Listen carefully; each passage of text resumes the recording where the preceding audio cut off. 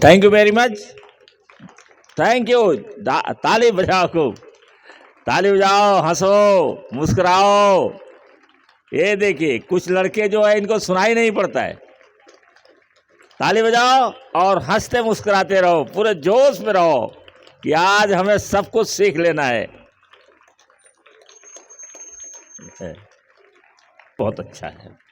आज मैं वॉच कर रहा था वहां से, तो देख रहा था बड़े गौर से सब लोग कर रहे हैं। अगर ऐसे ही करते रहे तो दुनिया में आपको जो चाहोगे मिल जाएगा।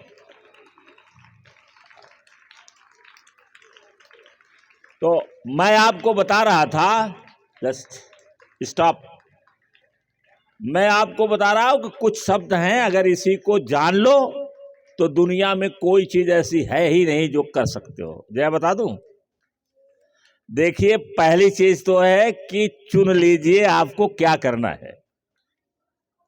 चुन लीजिए कि आपको क्या करना है, यही काम कठिन है। चुनिए। Choose your purpose of life. और अंग्रेजी में कहा जाता है, अंग्रेजी के विद्वान, फिलासफर और साइकोलॉजिस्ट कहते हैं कि जिंदगी की दो ही घटना सबसे महत्वपूर्ण है। आस्था बता दो कौन कौन, याद रहेगा ना?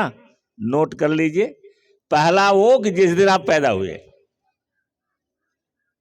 पहली घटना वो है जो दुनिया की सबसे महत्वपूर्ण आपके लिए है कि जिस दिन आप पैदा हुए। और दूसरी, जिस दिन आपने अपने जीवन का लक्ष्य निर्धारित कर लिया। ये दो घटनाएं जीवन की हैं। जिस दिन आप पैदा हुए, इसमें आपका कोई अधिकार नहीं। और दूसरी घटना जीवन की, जिस दिन आपने अपने जीवन का लक्ष्य निर्धारित कर लिया, मुझे यही करना है, और जीवन भर उसी को प्राप्त करने में लग जाएगा। तो शॉर्ट में बता देते हैं, बाद में कभी डिटेल में बताएंगे क्योंकि आगे बढ़ना है। देखो एक चीज तो चूज, दिखाई नहीं पड़ रहा है, सही नहीं है, मार्कर सही नहीं है, चुनाव कर लीजिए, हमें यही करना है। इसके बाद क्या है? ठान लीजिए। नोट कर लो, हिंदी में नोट कर लो। ठान लीजिए कि मुझे करना इसको है। दुनिया एक तरफ और मैं एक तरफ। इसको ठान लीजिए कि दुनिया एक तरफ और मैं एक तरफ, अकेला। ये ठान लीजिए। उसके बाद तीसरी चीज क्या है शान? बोले असम। तीसरी चीज जिद कर लीजिए। जिद कर लीजिए। जिद कर लीजिए। ये जिद कर लीजिए कि मुझे चाहे मेरी जान चली जाएगी लेकिन मैं इसको करके रहूंगा, वो करके रहूंगा। तो इस तरीके से आप जब ये जिद कर लेंगे, मानेंगे नहीं, जिद कर लेंगे मानेंगे नहीं। आप जिद करेंगे और मानेंगे नहीं, चाहे कोई कुछ कहता रहे। जिद कर लीजिए। ये हुआ कितना, कौन सा शब्द? तीसरा। चूज करिए, चुन लीजिए कि मुझे यही करना है। दूसरा चीज ठान लीजिए। तीसरी चीज जिद कर लीजिए। चौथी चीज है कि चाहे जान भले ही जाए लेकिन हम मानने वाले नहीं। हम, और आप इस हद तक पहुंच जाइए, पागलपन की हद तक, लोग कहने लगे कि ये पागल हो गया है, आपके साथ रहने वाले कहेंगे ये पागल हो गया है, और उसी के तुरंत बाद आप जो सोचे होगे वो प्रकट हो जाएगा। ब्रह्मांड प्रकट करता है, ब्रह्मांड प्रकट कर देता है, ब्रह्मांड प्रकट करता है। उसको कहते हैं law of attraction, manifestation. Manifestation जान लो, नहीं तो सीखने में, याद करने में, जानने में टाइम लगेगा। मैनिफेस्टेशन मीन्स प्रकट करना, मैनिफेस्ट करना। तो जिस दिन जैसे एडिसन जब बल्ब को प्रकट किए तो उस समय उसके उनके कंपनी के जो काम करने वाले वो कहते थे कि हमारे बॉस तो पागल हो गए हैं। इस हद तक पहुंच जाइए। और राइट बंधुओं ने जब जहाज बनाया तो उनको भी लोग पागले कहते थे कि ये पागल है, पता नहीं क्या आते हैं करने के लिए। लेकिन उन्होंने जिद किया था और अंत में हवाई जहाज बन गई, देखा। और जिसने कॉपर ढूंढा है वो 30 साल तक लगातार खच्चर लेकर के, फावड़ा लेकर के और वो खांची लेकर के, जिसको हम लोग बोलते हैं, टोकरी लेकर के रोज जाता था। घर वाले कहते थे, लोग कहते थे कि ये पागल हो गया है, लेकिन रोज उसको सपना हुआ था कि मेरे खेत में सोने का भंडार है। और 30 साल लगातार वह खोदता रहा, दिन भर खोदता था। और एक दिन अचानक मिल गया, बारिश हुई थी, उसका जो खच्चर है वो उसका पैर चला गया, वो चूहे की वो बना रखा था, होल बना रखा था, उसमें पैर चला गया और वो गिर गया, टूट गया उसका पैर ही। बस घर गया, वो बंदूक लाया और इसके बाद खच्चर को वही मार दिया। और जब वो गाड़ने के लिए वहां खोदना शुरू किया तो उसके बराबर गड्ढा खोदना था उसे, और एक जहां ठक ठक की आवाज आई तो उसने कहा ये क्या है। तो जब उसको खोदा, निकाला, तो पता चला कॉपर है ये। और कॉपर सोने से ज्यादा महत्वपूर्ण है। आज जो बिजली चलती है, बिजली में परिवहन जो चलता है वो किससे चलता है? और सोना तो केवल तुम्हारे देश में है जहां पहना जाओ बहुत जाता है। सोने की क्या कीमत है, किस काम का है? लड़ाई कर सकता है, तलवार इसकी नहीं बन सकती, खुरपा नहीं बन सकता है, इसका फावड़ा नहीं बन सकता है, कुछ बन सकता है इसका? केवल एक काम के लिए है कि ये मूल्यवान है और हमारे लिए कुछ गहने बनाता है, बस इतना काम नहीं है, बाकी कोई काम। तो इसलिए इसका महत्व क्या है? महत्व तो कॉपर का है। खोज रहा था गोल्ड और मिल गया कॉपर, जो उससे महंगी धातु है, उससे महंगी धातु पा गया। तो जब इस हद तक आप जुटेंगे और बाकी कोई काम, चाहे MBBS हो, चाहे IAS हो, चाहे वो कुछ भी हो, कुछ भी असंभव नहीं है। बस इतना। कितना शब्द हुआ अरमान? कितने शब्द हुए बोलो? कितना शब्द मैंने बताया? केवल 5 शब्द में ही समाहित है सब। चुन लीजिए कि हमें ये करना है, ठान लीजिए मैं इधर उधर नहीं हो सकता, मुझे वही करना है, और जिद कर लीजिए और पागलपन के हद तक पहुंच जाइए।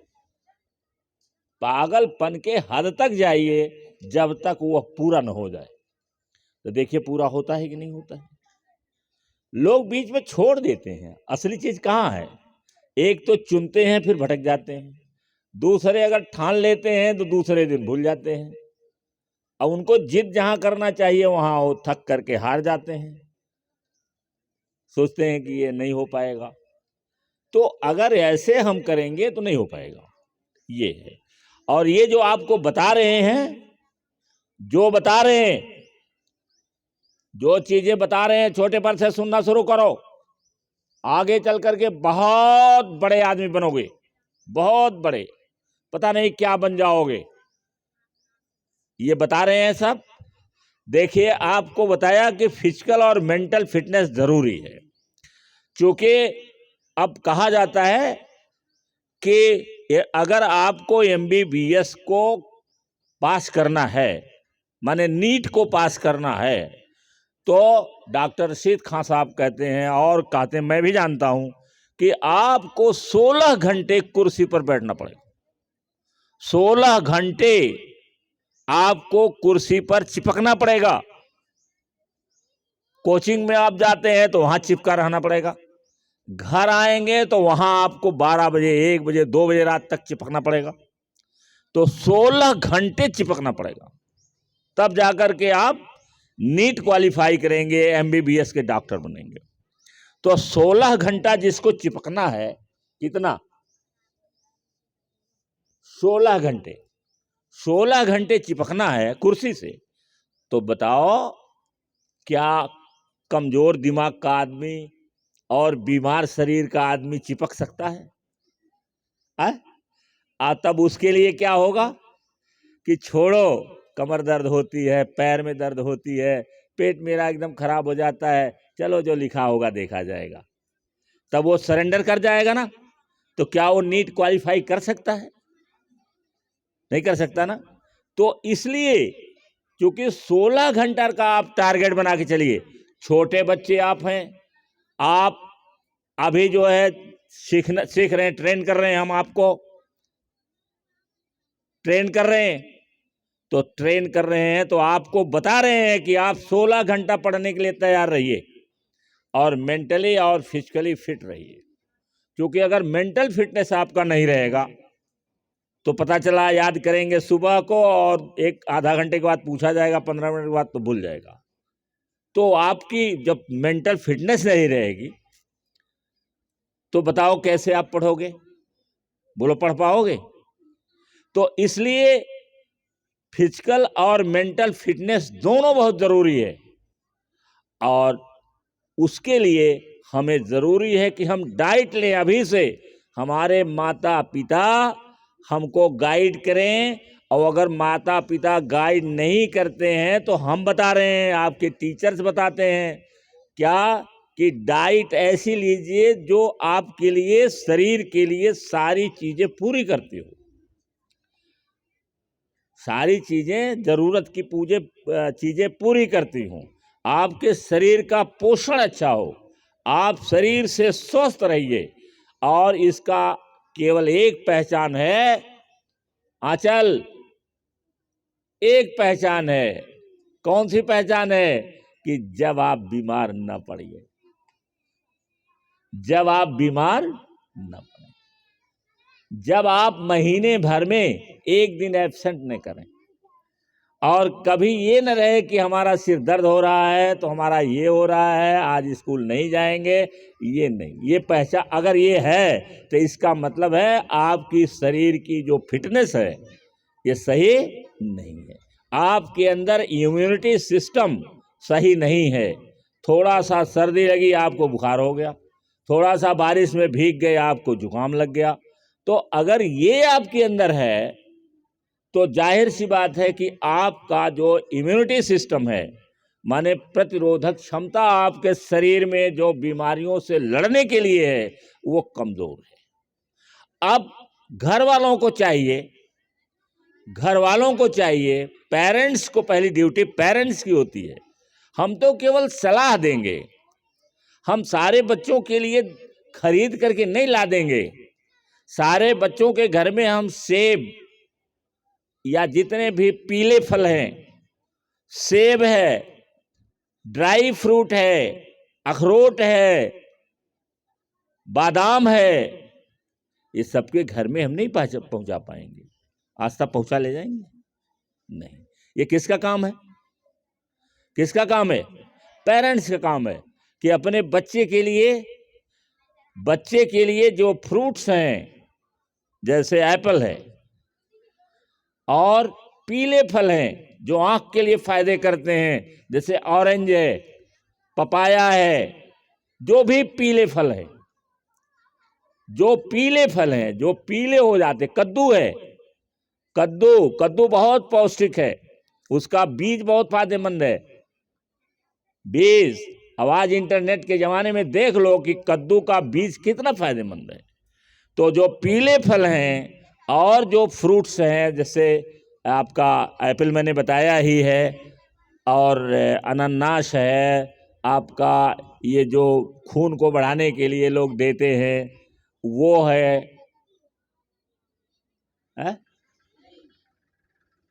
क्या नाम है? हाँ, कीवी है, और एक और है जो ज़्यादा बिकता है। हाँ, ऐसे जो फल हैं, जितने भी फल हैं, इसको आपको घर में रखे घर वाले, घर में रखे घर वाले, और आप कहिए कि मेरे लिए सेब लेते आना। जया कहती हो कभी? हैं? हाँ, जब कहा करो। कोई ज़रूरी नहीं है कि वो आपके पिताजी अध्यापक हैं तो बहुत कुछ जानते होंगे। कोई सब कुछ नहीं जानता है। अब हमसे कहो हम सब कुछ जानते हैं? सब कुछ नहीं जानते हैं। तो ये मान के चलो कि जो अध्यापक है वो भी कोई ज़रूरी नहीं कि सब जानता हो। उसको आप कहिए कि हमारे लिए लेते आइए। अगर वो नहीं लाते हैं तो केवल आप उनसे कहिए, बहुत नाराज़ न होइए। उनसे कहिए कि पापा आपसे कहे थे, आप नहीं लाए, कल जरूर लेके आना, है ना। तो इस तरीके से आप कहते रहिए और खूब पढ़ते रहिए, तो खुश रहेंगे वो। और खुश रहेंगे तो आप कहोगे एप्पल, तो लेके आएंगे ऑरेंज भी, एप्पल भी खरीदेंगे, और क्या खरीद लेंगे? ऑरेंज खरीद लेंगे।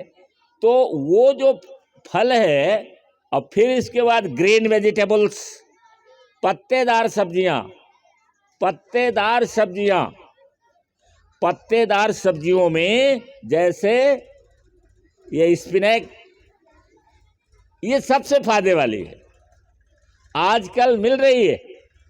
हम तो रोजाना लाते हैं, तो इसका मतलब बाजार में उपलब्ध है। अगर नहीं जिसके पास है कि क्षमता कि हम रोज जाके खरीदेंगे, वो घर में बुआई करें। एक क्यारी खेत है, दरवाजे के पास कहीं है, आप उसको खुद गोड़ डालिए और बीज मंगा करके उसमें बो दीजिए। पालक घर में तैयार हो जाएगी, चौलाई घर में तैयार हो जाएगी कि नहीं? मूली है, ये फायदेमंद है।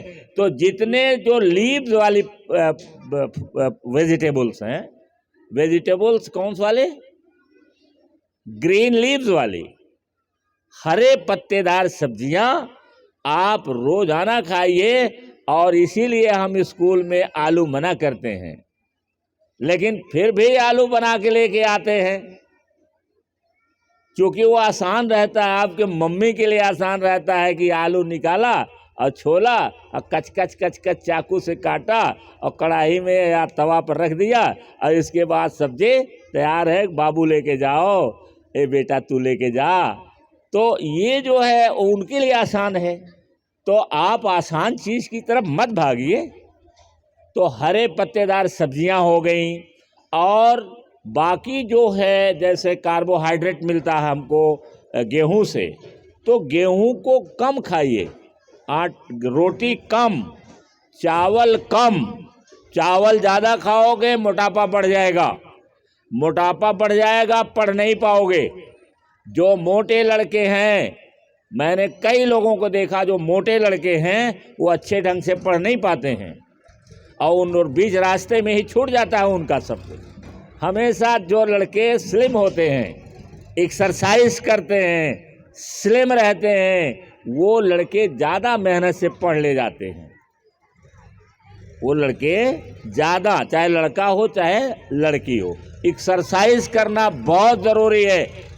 एरोबिक एक्सरसाइज, एक विद्यार्थी के लिए एरोबिक एक्सरसाइज करना चाहिए। एरोबिक एक्सरसाइज माने जो हवा से संबंधित है, सांस से संबंधित है। अब हमको पहलवानी नहीं करना है, हमको जो है कोई और खेल नहीं खेलना है, हमें पढ़ना है। तो पढ़ने वालों को एरोबिक एक्सरसाइज, जैसे मान लीजिए आप, ये मैंने कहा रस्सी वाला रख लीजिए घर में, अपने पास रस्सी का नोट कर लीजिए, फिर घर में बोलिए कि ये रस्सी कूदने वाली हमको लेते आइएगा। तो आप उठिए, जब मन करे तब, पता चला रस्सी लेके कूदना शुरू कर दिए। तो रस्सी लेके जब कूदोगे तो उससे सांस का चलेगी ना सांस, तो वो एरोबिक एक्सरसाइज कहलाती है। और एक बार मैंने बताया था जब जेल में डाल दिया गया तो वो एरोबिक एक्सरसाइज करता था।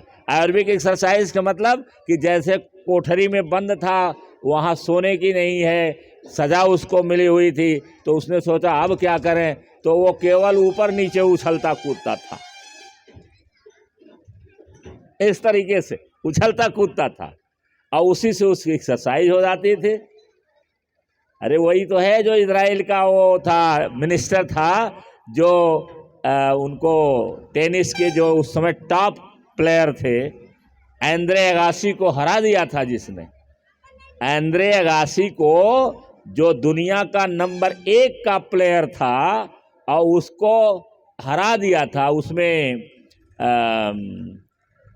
ये चेस में हरा दिया था, केवल जेल में रहते हुए सीखा था उसने, प्रैक्टिस किया था, मेंटल एक्सरसाइज किया था, मेंटल एक्सरसाइज, और हरा दिया। हार गए, ताज्जुब हो गया कि ये आदमी कैसे हरा दिया इनको। तो उसने बताया कि मैं तो तुमको कई साल से हरा रहा हूँ, 12 साल से हरा रहा हूँ। तो मेंटल, जब हम मेंटल फिटनेस हमारा रहेगा, फिजिकल फिटनेस रहेगा, हम अपने डाइट को, जैसे तेल है, अब तेल जिनके पास नहीं है वो खरीद के लाते हैं, अरमान खरीद के लाते हैं तेल, और ये लाते हैं बब्बू के यहाँ से आता है ना। ये जितने तेल हैं सब केमिकल से बनाए हैं, शुद्ध नहीं है। आपके घर में अगर है जमीन तो सरसों बोइए, जरूर इतना बोइए कि आपका घर का चल जाए, और तेल सरसों का न खाइए। लेकिन मैं बता देता हूं होता है कि नहीं होता है, आप जानो। अगर आप नहीं करोगे बाद में कर लेना। देखो, कोकोनट ऑयल आपके घर में रहना चाहिए, और जैतून का तेल है जिसको ऑलिव ऑयल कहते हैं। कोकोनट ऑयल से ज़्यादा अच्छा ऑलिव ऑयल है, जैतून का तेल है। अब जैसे पराठा बनाना है, सरसों का तेल मत डालिए, आप जैतून का तेल लगाइए उस पर, ऑलिव ऑयल। और अगर ऑलिव ऑयल नहीं उपलब्ध है तो उससे सस्ता कोकोनट ऑयल है। कोकोनट ऑयल जो बाल ओल पर लगाने के लिए प्रयोग किया जाता है, मुंह पर लगाया जाता है, स्किन को अच्छा बनाता है, मॉइस्चरिंग देता है, तो कोकोनट ऑयल का भी आप प्रयोग कर सकते हैं। और मैंने इसका एक्सपेरिमेंट किया, मैं अपने कॉफ़ी में कोकोनट ऑयल मिलाता हूँ। 1 चम्मच कोकोनट ऑयल मेरे कॉफ़ी में मिलता है रोज सुबह में। अब देखो, टर्मरिक डालता हूँ कॉफ़ी में, क्या डालता हूँ, टर्मरिक, हल्दी डालता हूँ, हल्दी, तुलसी का अर्क डालता हूँ, और एक आध चीज़ और डाल देता हूँ। इसके बाद पेपर डालता हूँ, वो काली मिर्च डालता हूँ, उसका पाउडर थोड़ा सा डालता हूँ, और उसके साथ साथ सौंठ का पाउडर डालता हूँ, और 1 चम्मच उसमें कोकोनट ऑयल रहता है। बार बार मैंने पढ़ा कि क्या क्या फायदे वाला है। इतनी चीज डाल करके तब मैं कॉफी पीता हूँ, इतनी चीजें डालता हूँ और तब कॉफी पीता हूँ और मेडिटेशन करता हूँ। तो इसी वजह से मुझे लगता है कि मुझे नहीं लगता कि मैं कभी बीमार भी पड़ूंगा या बीमार हूँ, मुझे नहीं लगता है।